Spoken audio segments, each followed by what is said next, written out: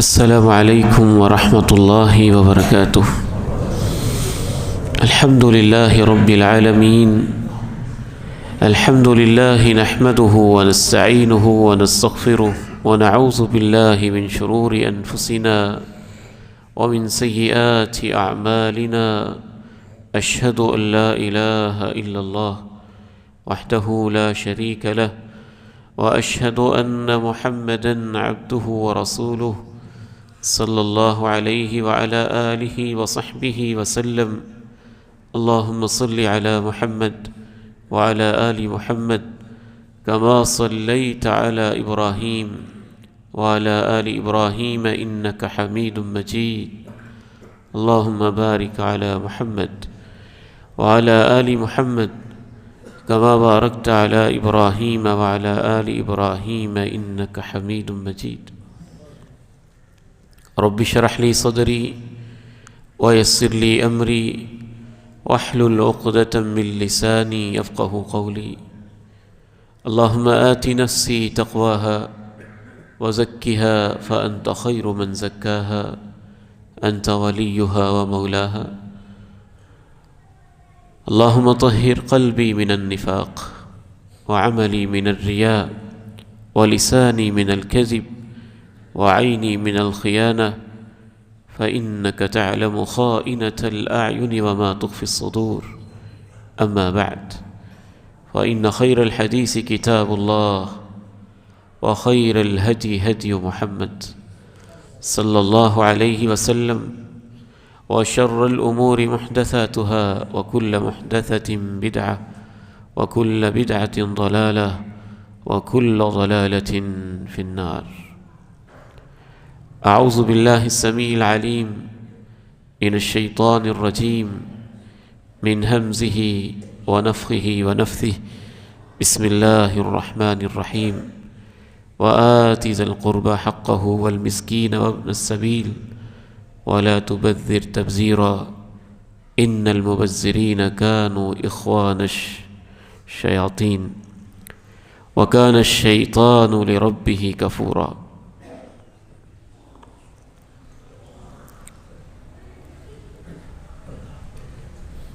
حضرت آدم علیہ السلام سے لے کے نبی مکرم رسول معظم صلی اللہ علیہ وسلم تک جتنے بھی انبیاء تشریف لائے،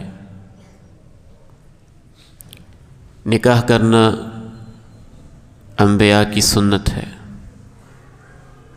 یہ ایمان کا حصہ ہے۔ انسانی بقا اور انسانی نسل نکاح ہی کے ذریعے پروان چڑھتی ہے،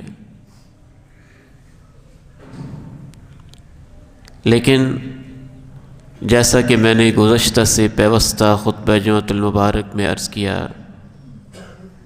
کہ ہم نے نکاح کو بہت مشکل بنا دیا ہے، اتنا مشکل، اتنا پیچیدہ اور اتنا بوجھ بنا دیا ہے کہ بعض مائیں ہم نے دیکھا ہے ایک سال 6 مہینے مانگتی رہتی ہیں کہ میں نے اپنی بچی کی شادی کرنی ہے۔ بلکہ ہمارے معاشرے میں تو ادھر بچی کی پیدائش ہوتی ہے اور ادھر ماں باپ کے ذہن پہ بوجھ آ جاتا ہے کہ جس دن ہم نے اس کو رخصت کرنا ہے کیسے کرنا ہے۔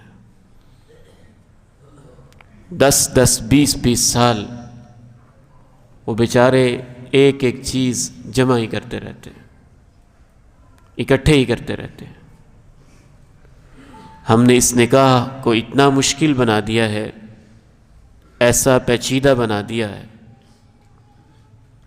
کہ بعض لوگ صرف اس وجہ سے کہ شادی کے اخراجات نہیں ہیں، ان کی بیٹیاں 30-35 سال کی عمر تک بے نکاح بیٹھی رہ جاتی ہیں۔ افسوس اس بات کے اوپر ہے کہ ہم نے ہر چیز میں اللہ کے پیارے نبی علیہ الصلاۃ والسلام کی سنت کو دیکھا ہے، آج کے اس خطبہ جمعہ میں میں یہ چاہتا ہوں آپ کے سامنے یہ بھی رکھوں کہ اللہ کے نبی علیہ السلام کے دور میں شادیاں کیسے ہوتی تھیں، کیا طریقہ تھا شادی کا، کیونکہ لَقَدْ كَانَ لَكُمْ فِي رَسُولِ اللَّهِ أُسْوَةٌ حَسَنَةٌ، اللہ کے نبی علیہ السلام ہمارے لیے ہر چیز میں اسوہ حسنہ ہے۔ جیسے ہم نماز میں تحقیق کرتے ہیں کہ آپ نے سینے پہ ہاتھ باندھے کہ یہاں باندھے، آپ نے ایسے ہاتھ اٹھائے کہ ایسے اٹھائے، آمین ایستا کہی کہ اونچی کہی، فلاں کام کیسے کیا، فلاں کام کیسے کیا، تو نکاح ایمان کا حصہ ہے۔ ہمیں یہ بھی دیکھنا ہے کہ اللہ کے نبی علیہ السلام نے نکاح کے بارے میں کیا تعلیم دی، آپ کا کیا انداز تھا، کیا طریقہ کار تھا۔ تو سب سے پہلی بات یہ ذہن میں رکھیے، مسئلہ اس وقت سے خراب ہوا ہے جب سے ہم نے نکاح کو شادی بنا دیا ہے۔ نکاح نکاح ہے، اس کے لیے جشن ضروری نہیں ہے، تقریب ضروری نہیں ہے، انسانوں کا کوئی بڑا اکٹھ اور جلسہ ٹائپ ضروری نہیں ہے۔ نکاح کے لیے قرآن و سنت میں جو لفظ استعمال ہوا ہے یہی بہت خوبصورت ہے۔ قرآن مجید میں عقدۃ النکاح آیا ہے، جس کا معنی آج کی زبان میں بنے گا نکاح کا معاہدہ، ایک ایسا موڑ جس میں میاں اور بیوی اپنی عزت کی حفاظت کے لیے، اللہ کی رضا کے لیے، نسل انسانی کی بقا کے لیے، شرم و حیا کے تحفظ کے لیے اکٹھا رہنے کا ایک کانٹریکٹ کرتے ہیں، معاہدہ کرتے ہیں۔ آپ کتنے بڑے معاہدے کرتے ہیں، تو کیا معاہدوں کے لیے ضروری ہوتا ہے کہ بہت بڑا جشن ہو؟ معاہدہ تو معاہدہ ہوتا ہے، وہ ایک کانٹریکٹ ہوتا ہے۔ تو شریعت اسلامیہ میں نکاح کے لیے شادی کا لفظ نہیں ہے، اور شادی کا لفظ نکاح کا ترجمہ بھی نہیں ہے، کیونکہ شادی کا معنی ہے خوشی اور جشن منانا، اور نکاح کا معنی ہے میاں بیوی کو آپس میں اکٹھا کر دینا اور جمع کر دینا۔ یہاں سے ہی بنیادی فرق ہو گیا ہے۔ قرآن مجید میں عربی زبان میں یہ نہیں ہے کہ خوشی کے لیے الفاظ کوئی نہیں تھے، فرح بھی ہے، مسرت بھی ہے، ابتہاج بھی ہے، بہجہ بھی ہے، حفل بھی ہے، سینکڑوں الفاظ ہیں، بیسیوں ہیں۔ یعنی یہ نہیں ہے کہ ہم نے لفظ نکاح کا ترجمہ کیا، شادی ترجمہ نہیں ہے یہ۔ نکاح کا معنی ہے میاں بیوی کو اس انداز میں جمع کر دینا کہ وہ یکجان ہو جائیں، وہ اکٹھے ہو جائیں، اور عقدۃ النکاح ہے کہ اس موقع کے اوپر ایک معاہدہ کرنا، ایک کانٹریکٹ کرنا کہ ہم اس کو نبھائیں گے۔ سادہ لفظوں میں آپ یوں کہہ لیجئے کہ جس کو ہم نے شادی بنا دیا ہے وہ حقیقت میں میاں بیوی کے اکٹھے رہنے کا ایک معاہدہ ہے، اور اس معاہدے کے لیے سب سے پہلی اور بنیادی چیز ہے کہ بچی کا باپ اپنی بیٹی کا رشتہ دینا چاہتا ہو، دوسری چیز ہے کہ بچی اس جگہ جانا چاہتی ہو، تیسری چیز ہے کہ جس کا نکاح ہو رہا ہے وہ اس معاہدے کو قبول کر رہا ہو کہ میں اس کی ذمہ داریاں قبول کرتا ہوں۔ اس کو ایجاب و قبول کہتے ہیں۔ ایجاب کا معنی ہوتا ہے ذمہ داریاں کسی کے اوپر واجب اور ضروری کر دینا۔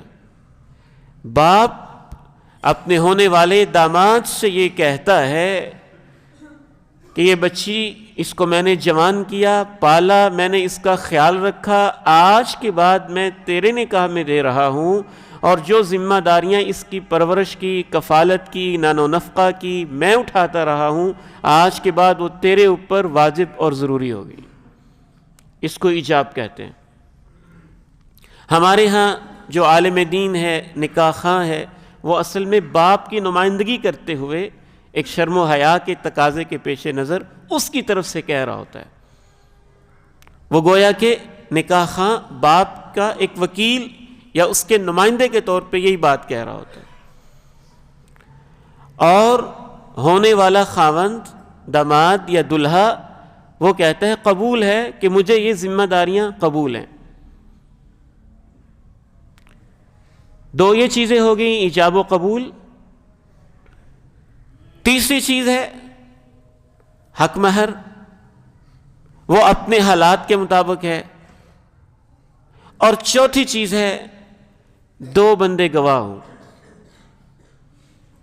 جو یہ کہیں کہ اس معاہدے کی ہم گواہی دیتے ہیں کہ ہمارے سامنے یہ معاہدہ ہوا تھا، ہمارے سامنے یہ نکاح ہوا تھا۔ صرف یہ چیزیں ہیں، اس سے نکاح ہو جاتا ہے۔ ایجاب و قبول، آپ ان کو دو کاؤنٹ کر لیں تو یہ دو ہو جائیں گی، باپ کی رضامندی اور وہ کہے کہ میں اپنی بیٹی تمہارے ہاتھ دینا چاہتا ہوں اور ذمہ داریاں تیرے اوپر واجب کر رہا ہوں۔ دلہا کہے کہ مجھے یہ ذمہ داریاں قبول ہیں، اور آپس میں حق مہر طے کر لیں جو اپنے حالات کے مطابق کچھ بھی ہو سکتا ہے۔ تیسری چیز، اور چوتھی چیز ہے کہ دو گواہ ہوں جو کہیں کہ جب یہ معاہدہ ہوا تو ہمارے سامنے ہوا، ہم اس کی گواہی دیتے ہیں، اور وہ گواہ نمازی ہوں، نیک ہوں، سچے ہوں، جھوٹے نہ ہوں، ان کے اوپر اعتماد کیا جاتا ہو۔ اگر یہ بنیادی چیزیں پوری ہیں، ایجاب موجود ہے باپ کی طرف سے، قبول موجود ہے دلہا کی طرف سے، بچی اس کے اوپر رضامند ہے، ایجاب میں وہ چیز شامل ہے، تیسرے نمبر پہ حق مہر موجود ہے، چوتھے نمبر پہ دو گواہ موجود ہیں، تو نکاح ہو گیا۔ اس کے بعد ولیمہ سنت ہے، وہ ضروری بھی نہیں ہے۔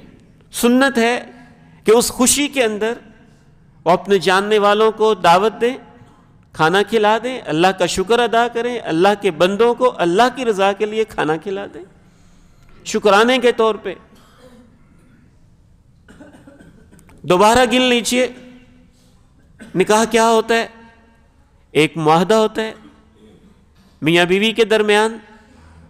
باپ اپنی بیٹی دیتے ہوئے اپنی رضامندی سے اور بچی کی اجازت سے یہ کہتا ہے کہ اس کی ذمہ داریاں میں تجھے تیرے اوپر واجب کر رہا ہوں۔ یہ دو چیزیں ہو گئی، ایجاب و قبول، اور دلہا کہے میں قبول کرتا ہوں۔ دوسری چیز، تیسری چیز دو گواہ ہوں، اور چوتھی چیز ان کا حق مہر طے ہو جائے۔ یہ چار چیزیں اگر موجود ہیں اللہ اور اللہ کے رسول کی تعلیمات کے مطابق، پانچویں کوئی چیز بھی نہ ہو تو نکاح ہو گیا۔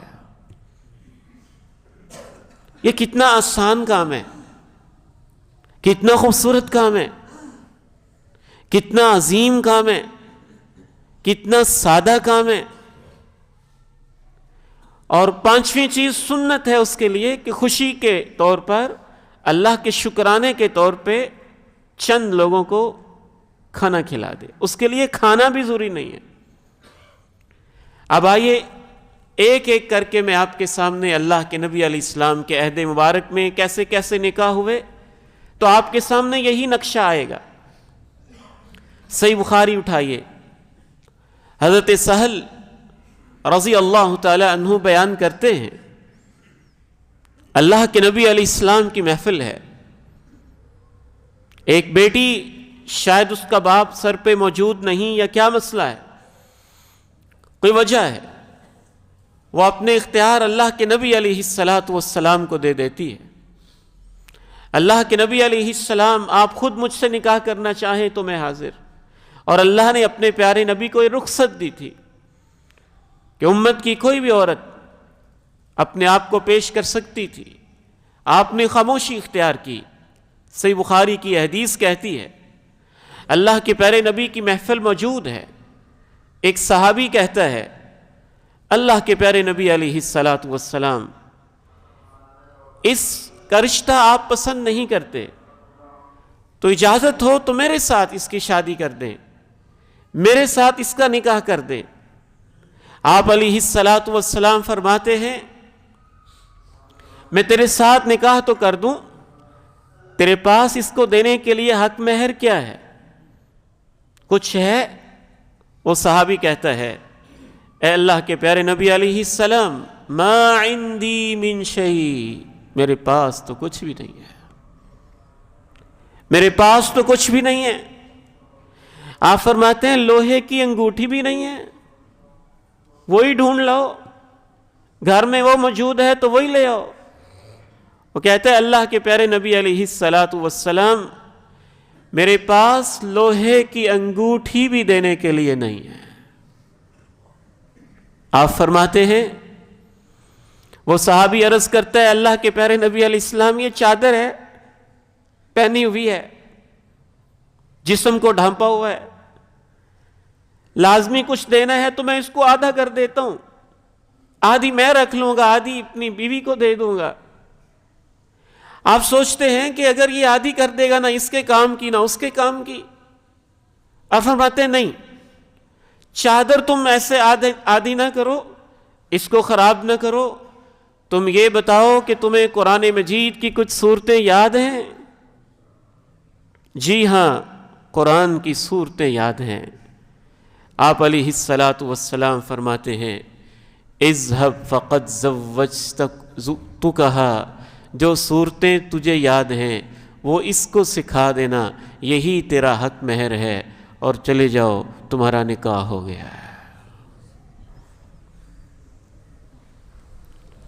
کیا حسن، کیا سادگی، کیا آسانی، کیا خوبصورتی، کیا انداز، کیسا طریقہ کار، اور اس کو ہم نے کیا سے کیا بنا کے رکھ دیا۔ یہ صحیح بخاری کی حدیث نمبر بھی میں نے نوٹ کیا تاکہ آپ خود بھی مطالعہ کر لیں۔ صحیح بخاری صرف اس لیے ہے کہ ہم نے اس سے بس نماز ہی سیکھنی ہے، روزہ سیکھنا ہے، زکوٰۃ سیکھنا ہے، زکوٰۃ کو سیکھنا ہے، جیسے ہم نے وہ سیکھنا ہے ویسے ہم نے نکاح کو بھی سیکھنا ہے۔ یہ ایمان کا حصہ ہے، یہ کوئی رسم تو نہیں، یہ کوئی رواج تو نہیں۔ ایک اور نکاح ہو رہا ہے، یہ بھی صحیح بخاری کی حدیث ہے۔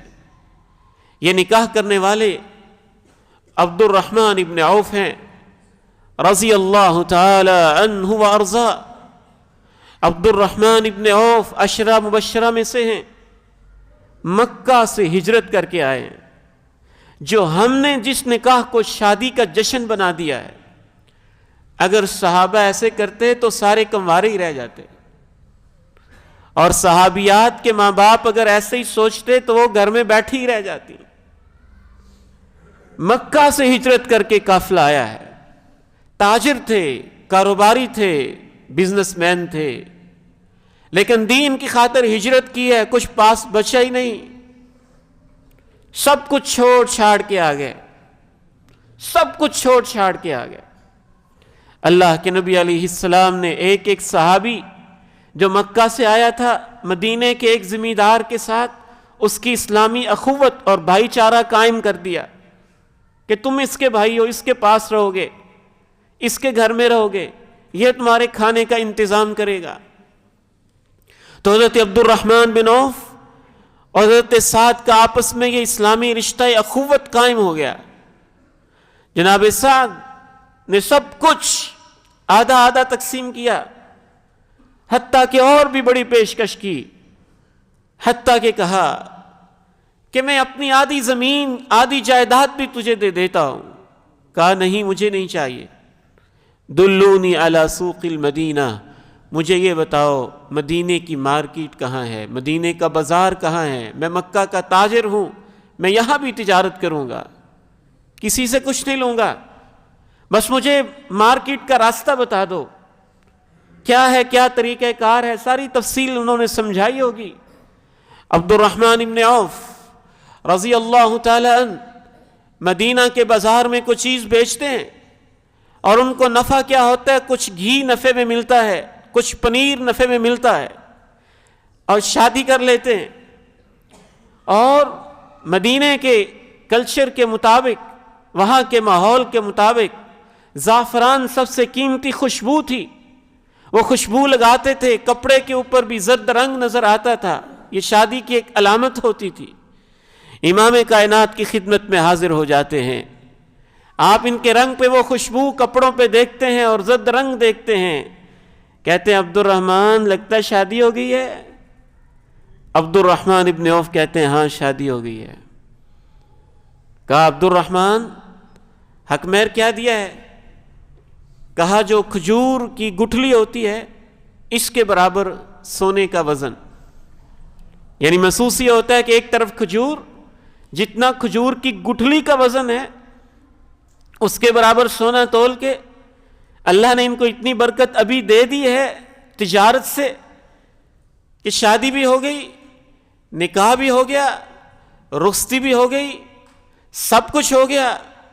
اور مدینہ کتنا بڑا ہوگا، راجوال کے آپ کی گاؤں والی آبادی سے بھی چھوٹا، ایک محلے سے بھی چھوٹا۔ کتنے لوگ، چند لوگ وہاں رہنے والے، اور شادی اس ماحول میں ہوئی ہے کہ اللہ کے پیارے نبی علیہ السلام کے پیارے صحابی ہیں، اور اللہ کے نبی کو نہیں پتا ہے کہ عبد الرحمن بن عوف کی شادی ہو گئی ہے۔ گویا وہ اتنا سادہ سمجھتے تھے کہ اس کے لیے اللہ کے پیارے نبی سے نکاح کروانا بھی ضروری نہیں سمجھا گیا، اللہ کے پیارے نبی کو دعوت دینا بھی ضروری نہیں سمجھا گیا، اور آپ علیہ السلام سے خطبے کو بھی ضروری نہیں سمجھا گیا، اور آپ کے خطاب اور تقریر کو بھی ضروری نہیں سمجھا گیا۔ تبھی تو آپ نے پوچھا لگتا ہے کہ تمہاری شادی ہو گئی ہے، اور وہ بتا رہے کہ شادی ہو گئی ہے۔ آپ دعا دیتے ہیں عبد الرحمن ابن عوف، اللہ تجھے برکت دے۔ یہاں ایک نکتے کی بات اے راجوال کے میرے بھائیوں، بزرگوں اور بیٹوں، نوجوانوں خصوصاً آپ سمجھ کے جائیے گا، اور بزرگوں سے بھی درخواست ہے آپ سمجھ کے جائیے گا۔ عبد الرحمن ابن عوف تاجر تھے، اللہ نے ان کی تجارت میں اللہ کے پیارے نبی کی دعا کی وجہ سے اتنی برکت ڈالی کہ ان کی وراثت کے اندر 1000 اونٹ تھے اور 3000 بکریاں تھیں اور 100 گھوڑے تھے۔ 1000 اونٹ، 3000 بکریاں اور 100 گھوڑا، اور صرف جو انہوں نے اللہ کی راہ میں صدقہ کیا موت سے پہلے وصیت کے طور پہ، وہ 50,000 دینار تھا، جو کئی من سونا بنتا ہے، حتیٰ کہ کلہاڑوں سے اس کو کاٹا گیا تھا۔ کیونکہ بجائے اس کے کہ وہ اپنی محنت، اگر یہی عبد الرحمن ابن عوف شادی کی رسموں پہ محنت کرتے اور 10 سال اسی میں لگے رہتے کہ اچھا پیسے اکٹھے ہوتے ہیں تو شادی کرتا ہوں، پھر شادی کروں گا تو بزنس شروع کروں گا، نہ 10 لاکھ جمع ہوتا، نہ شادی ہوتی، نہ کاروبار شروع ہوتا، اور محتاج کے محتاج ہی بیٹھے رہتے۔ یہی پیسہ جو ہم اپنے بچوں اور بچیوں کی شادیوں پہ لاکھوں کے حساب سے لگاتے ہیں، اور بعض دفعہ ہم مقروض ہو جاتے ہیں، کبھی سود پر بھی لیتے ہیں، کبھی ادھار بھی لیتے ہیں، کبھی بوجھ کے نیچے بھی دبتے ہیں۔ اگر عبد الرحمن ابن عوف بھی یہی طریقہ اختیار کرتے تو ان کی تجارت شروع ہی نہ ہوتی، اور ان کی شادی ہوتی ہی نہ، پریکٹیکل لائف شروع ہی نہ ہو پاتی۔ اس کو ایک معاہدہ سمجھا، معاہدہ کیا، بزنس میں آئے، تجارت میں آئے، وہ محنت جو شادی کی فضولیات پہ ہم کرتے ہیں انہوں نے اپنے کاروبار پہ کی، بزنس پہ کی، دکانداری پہ کی، خرید و فروخت پہ کی۔ اللہ نے ان کو برکت دی، اور اس کو ایک معمولی معاہدہ سمجھا، معمولی اس لحاظ سے کہ اس کے لیے کوئی بہت بڑا فنکشن ضروری نہیں ہے، سادگی کے ساتھ اس معاہدے کو نبھایا۔ ہے بڑا اہم معاہدہ، زندگی کا عظیم ترین معاہدہ، نکاح نصف ایمان، لیکن اس کے لیے جشن جو ہم نے بنائے ہوئے ہیں یہ کوئی ضروری نہیں ہے، فرض نہیں ہے کہ ہر بندہ سمجھے کہ چاہے میری استطاعت ہے یا نہیں ہے۔ ناک رکھنے کے لیے غریب آدمی کرتا ہے، ناک رکھنے کے لیے، اور امیر آدمی کرتا ہے اپنی دولت کو دکھانے کے لیے، فخر کے لیے، نمائش کے لیے، تکبر کے لیے. یہ ایک اور نکاح ہے، اور یہ کائنات کا ایسا عظیم ترین نکاح ہے کہ اس سے عظیم نکاح کوئی نہیں ہو سکتا ہے. یہ اللہ کے پیارے نبی علیہ السلام کی بیٹی اور جنت کی نوجوان، جنت کی عورتوں کی سیدہ اور سردار سیدہ فاطمہ رضی اللہ تعالی عنہا کا نکاح ہے. اور ان کا نکاح جناب علی رضی اللہ تعالی عنہ سے ہو رہا ہے. کیسی سادگی ہے، کیسی اللہ رب العزت نے اس میں نفاست رکھی ہے، ایک نیچرل چیز رکھی ہے. جناب علی سہمے سہمے، خاموش خاموش. جناب ابو بکر کہتے ہیں کہ علی آپ پیغام تو دو، اللہ کے نبی کے گھر پیغام تو بھجواؤ، آپ کو رشتہ ملے گا. جناب عمر، جناب عثمان توجہ دلا رہے ہیں، جناب علی خاموش ہیں. جناب علی کی ایک لونڈی ہیں، وہ کہتی ہیں جناب علی فاطمہ کی وہ عمر ہو گئی ہے کہ اللہ کے نبی کو پیغام آ رہے ہیں، اگر آپ لیٹ ہو گئے تو آپ اس رشتے سے محروم نہ رہ جائیں، تو آپ کو یہ پیغام کسی طریقے سے پہنچا دینا چاہیے. پیغام پہنچتا ہے، نبی علیہ السلام نکاح کرتے ہیں، اپنی بیٹی کا ہاتھ دیتے. نکاح کے بعد رخصتی کا وقت آتا ہے. جناب علی کہتے ہیں اللہ کے پیارے نبی علیہ السلام مناسب سمجھیں تو رخصتی ہو جائے. اللہ کے پیارے نبی علیہ السلام ارشاد فرماتے ہیں علی فاطمہ کو حق مہر میں کیا دو گے؟ تمہارے پاس کیا ہے؟ کچھ نہیں ہے. وہ جو جنگ کے اندر تم زرہ پہنتے ہو، حتمی زرہ، وہ تو ہے نا، وہ کہاں ہے؟ جی وہ ہے، چلو اسی کو بازار میں بیچ دو. حتمی یا زرہ، بعض روایات کے مطابق آپ فرماتے ہیں وہی حق مہر میں دے دو، اور اس کی قیمت 400 درہم بنتی ہے. سنن نسائی کی حدیث ہے. کہتے ہیں وہ ہے، آپ فرماتے ہیں وہی دے دو. وہی زرہ دی، حق مہر طے ہو گیا. سیدہ فاطمہ رضی اللہ تعالی عنہا کو اللہ کے پیارے نبی علیہ السلام جنت کی اس خاتون کو، جنتی خواتین کی سردار کو، اپنی بیٹی کو گھر سے رخصت کرتے ہیں. تو کیا تحفہ دیتے ہیں؟ یہ بھی سنن نسائی اور مسند احمد کے اندر موجود ہے.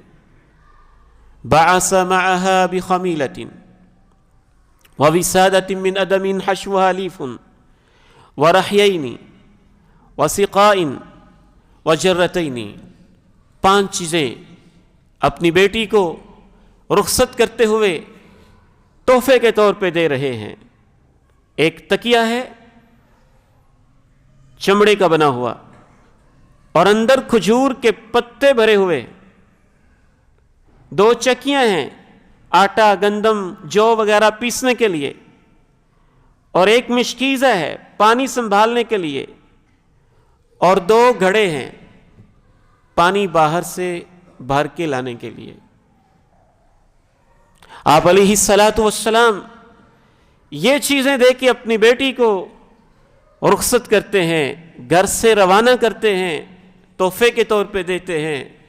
بعض اہل علم نے یہ لکھا کہ یہ بھی چونکہ آپ حضرت علی کے کفیل اور سرپرست بھی تھے تو حضرت علی کی طرف سے ہی دے رہے تھے، کیونکہ آپ ان کے بڑے بھی تھے. جناب علی آپ کے گھر میں بچپن سے رہے تھے. رسول اللہ صلی اللہ علیہ وسلم کی زندگی کا ایک اور نکاح، اس کا تذکرہ بھی صحیح بخاری میں ہے، وہ بھی آپ کی سماعتوں کی نظر کرتا ہوں. وہ سفر میں ہوا ہے، سفر میں ہوا ہے. رسول اللہ صلی اللہ علیہ وسلم سیدہ صفیہ رضی اللہ تعالی عنہا کے ساتھ نکاح فرما رہے ہیں، اور صحیح بخاری کی حدیث ہے آپ علیہ السلام اس وقت سفر میں ہیں، جہاد سے ایک غزوے سے واپس آ رہے ہیں، اور واپسی پہ راستے میں ہی یہ شادی، یہ نکاح ہو رہا ہے. آپ علیہ السلام صحابہ کرام سے کہتے ہیں کہ جو کچھ کسی کے پاس ہے لے آؤ. ایک صحابی جاتا ہے جاء الرجل بالاقط، وہ پنیر لے آتا ہے، دوسرا جاتا ہے کھجوریں لے آتا ہے، تیسرا جاتا ہے جو لے آتا ہے، چوتھا جاتا ہے گھی لے آتا ہے۔ صحیح بخاری کی حدیث ہے، اور آپ اپنے صحابہ سے کہتے ہیں کہ اس کو بچھا دو، چھوٹے چھوٹے دسترخوان ہیں بچھا دو، بچھا دیے جاتے ہیں۔ ان چیزوں کو اکٹھا کر کے ایک سویٹ ڈش تیار ہو جاتی ہے جس کو حیث کہا جاتا ہے۔ آپ فرماتے ہیں کہ مل کے کھا لیتے ہیں، مل کے کھا لیتے ہیں۔ آپ فرماتے ہیں کہ یہ جو ہم نے کھایا ہے نا، یہی آج میرا ولیمہ سمجھیں۔ محدثین نے اس کے اوپر باب قائم کیا کہ ولیمے کے لیے کھانا کھلانا کوئی فرض یا ضروری نہیں ہے۔ سیدنا انس رضی اللہ تعالی عنہ بیان کرتے ہیں کہ سب سے بڑا ولیمہ جو اللہ کے نبی علیہ السلام نے اپنی ازواج مطہرات میں سے کسی زوجہ کے لیے کیا، وہ سیدہ زینب رضی اللہ تعالی عنہ کا ولیمہ تھا۔ اور جناب انس رضی اللہ تعالی عنہ فرماتے ہیں کہ آپ نے سیدہ زینب رضی اللہ تعالی عنہ کی رخصتی کے بعد آپ نے ایک بکری ذبح کر کے وہ صحابہ کو کھلائی، اور خوب صحابہ نے کھائی۔ تو ان گزارشات کا مقصد صرف اور صرف یہ ہے، میں یہ نہیں کہنا چاہتا کہ بالکل ہی کوئی بھی تقریب نہیں ہو سکتی۔ اللہ کے نبی علیہ السلام کی حیات طیبہ سے معلوم ہوتا ہے کہ نکاح میں ایک خوشی کا موقع ہے، خوشی کا سما، خوشی کا ماحول ہو سکتا ہے، لیکن وہ خوشی اپنی اپنی حیثیت کے مطابق ہوتی ہے، اپنی اپنی استطاعت، اپنی اپنی کیپیسٹی، اپنی اپنی گنجائش کے مطابق ہوتی ہے۔ اور اللہ کے نبی نے بھی اپنے اپنے حالات کے مطابق کی ہے، کبھی کیسے کر لی، کبھی کیسے کر لی، کبھی کیسے کر لی۔ اس کے لیے یہ فرض کر لینا کہ جب تک کوئی 1000 بندہ نہیں ہوگا، جب تک کوئی 500 بندے نہیں ہوں گے، جب تک کوئی 200-250 بندہ جمع نہیں ہوگا، شادی ہوگی نہیں۔ اور چاہے اس کے لیے قرض اٹھانا پڑے، بوجھ اٹھانا پڑے، سود لینا پڑے، سودی بینک جیسے ادارے کا دروازہ کھٹکھٹانا پڑے، چاہے اس کے لیے گھر گھر مانگنا پڑے، یہ ایک بوجھ ہے جو ہم نے اپنے اوپر خواہ مخواہ گلے کا توق بنا لیا ہے اور پاؤں کی زنجیر بنا لیا ہے۔ اور میں آپ کو اللہ کے گھر میں کھڑے ہو کے اللہ کا واسطہ دینا چاہتا ہوں، بالخصوص جن لوگوں کو اللہ نے وسعت دی ہے، مال دیا ہے، دولت دی ہے، اگر کوئی شک نہیں ہے کہ یہ بھائی اپنی حیثیت کے مطابق بھی شادی کرنا چاہیں تو کر سکتے ہیں، اللہ نے ان کو مال دیا ہے۔ لیکن اگر وہ تھوڑی سی قربانی دے کے اپنی شادیوں کو سادہ کر لیں، آسان کر لیں، اور غریبوں کے لیے راستے نکال دیں، اور ان کو اپنی شادیوں کی خوشیوں میں شامل کر لیں، اور معاشرے کا کلچر اور ماحول ایسا بنا دیا جائے کہ اس میں سادگی پیدا ہو جائے۔ اور یہ صرف اللہ کے نبی کے دور کی باتیں نہیں ہیں، صحابہ، تابعین، بعد کے ادوار میں، حتیٰ کہ 50 سال پہلے تک، 20-30 سال پہلے تک یہ سادگی اور آسانی ہمارے معاشرے کا کلچر تھا، خصوصاً دیندار طبقے کا، دیندار ماحول کے اندر۔ اور میں کوئی خلا کے اندر تو باتیں ہم نہیں کر رہے۔ مجھے یاد ہے ابا جی رحمہ اللہ نے ہم سے، جو سب سے بڑی ہمشیرہ، جن کے زوج محترم فضیلت الشیخ عبدالستار الحماد حفظہ اللہ صحیح بخاری کے شارح، خود ان سے پیغام ٹی وی والوں نے انٹرویو لیا کہ آپ لوگوں کی شادی کیسے ہوئی؟ تانگے پہ بابا جی آئے تھے، 4-5 لوگ تھے، نکاح ہو گیا تھا، اور حق مہر کی باری آئی تو ان کے استاد جی نکاح پڑھا رہے تھے، نے کہا عبدالستار کوئی اچھا حق مہر دو۔ جب بات نے طول پکڑا تو ابا جی رحمہ اللہ بولے، کہ لگے شیخ صاحب یہ جو حق مہر دے گا میں اپنے گھر لے جاؤں گا؟ کہا نہیں، ہمیں اس کا کیا فائدہ ہوگا؟ کہا میری بیٹی کا حق مہر یہی ہے کہ اس نے اتنے پارے یاد کیے ہیں، باقی پارے عبدالستار حماد یاد کروا دے، یہی میری بیٹی کا حق مہر ہوگا۔ ان کے آج سارے بیٹے ماشاءاللہ حافظ، بیٹیاں حافظ، دین کی طرف لگے ہوئے، یونیورسٹیز کے اندر، کالجز کے اندر، اداروں کے اندر، مدینہ سے اسلام آباد تک۔ اللہ برکتیں ڈالتا ہے، اللہ برکتیں ڈالتا ہے۔ اور رسول اللہ صلی اللہ علیہ وسلم نے ارشاد فرمایا ان من یمن المرأة، اس عورت کے اندر بڑی برکت ہوتی ہے، تیسیر صداقہا، جس کا حق مہر دینا بھی آسان ہو، جس سے نکاح کرنا بھی آسان ہو، جس کے اخراجات پورے کرنا بھی آسان ہو۔ اور ایک روایت کے اندر یہ الفاظ ہیں، بعض محدثین نے اس کو حسن کہا، بعض نے ضعیف، ان اعظم النکاح برکتا ایسرها مؤونہ۔ امام کائنات علیہ السلام سے یہ روایت کیا گیا کہ سب سے زیادہ اس نکاح کے اندر اللہ برکت ڈالتا ہے جس کے اوپر اخراجات کم سے کم ہوتے ہیں۔ ظاہر ہے یہ ہر بندے نے اپنی حیثیت کے مطابق کرنے ہیں، لیکن میں دعوت عمل دینا چاہوں گا خصوصاً معاشرے کے ان طبقات کو جن کو اللہ نے فراخی اور وسعت دی ہے، کہ اگر وہ اس میں کچھ سادگی لے کے آئیں گے تو غریب لوگوں کے لیے آسانی ہو جائے گی، متوسط طبقے کے لوگوں کے لیے آسانیاں ہو جائیں گی، اس میں خیر ہو جائے گی، اس میں برکت ہو جائے گی۔ آئندہ خطبہ جمعہ میں انشاءاللہ اللہ کی توفیق سے ہم آپ کے سامنے واضح کریں گے کہ یہ کتنا سادہ معاہدہ تھا زندگی کا، اور ہم نے اس کے اندر کیا کیا کہاں سے لے کے کون سی چیزیں ہم نے ہندوؤں سے لیں، کون سی چیزیں ہم نے سکھوں سے لیں، کون سی چیزیں ہم نے انگریزوں سے لیں، کون سی چیزیں ہم نے یورپ سے لیں، کون سی چیزیں ہم نے امریکہ سے لیں، کون سی چیزیں ہم نے مجوسیوں سے لیں، کون سی چیزیں ہم نے آگ پرستوں سے لیں، اور لے کے اس سادہ سے معاشرتی معاہدے کو ہم نے کیسا بوجھ بنا دیا کہ آج بچی پیدا ہونے پہ اگر والد پریشان ہوتا ہے تو اس کے پیچھے ایک اہم ترین وجہ وہ شادی کا اس کے اوپر بوجھ بھی ہوتا ہے کہ میں نے اس کو رخصت کیسے کرنا ہے۔ خودکشیاں ہو رہی ہیں تو اس کے پیچھے ایک وجہ وہ باپ بھی ہیں جن کی 5 بیٹیاں 35 40 سال کی عمر کو چھو رہی ہیں، اور ایسے مطالبات ہیں جو بیچارے پورے نہیں کر سکتے اور اپنی زندگی سے ہی جان چھڑانے کی کوشش کر رہے ہیں۔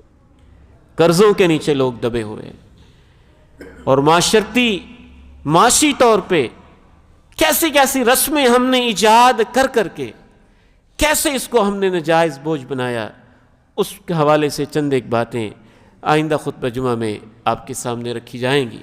اللہ تعالیٰ سے دعا ہے کہ ہمیں اس کو زیادہ سے زیادہ اعتدال پہ لانے کی توفیق دے دے۔ چلیں اس لیول پہ نہیں پہنچ سکتے، کچھ تو اس کو درمیانہ کر دیں، کچھ مختصر کر دیں، کچھ آسانیاں پیدا کر دیں، کچھ خیر اور برکت کا ماحول پیدا کر دیں۔ اللہ تعالیٰ عمل کی توفیق دے۔ وآخر دعوانا ان الحمد للہ رب العالمین۔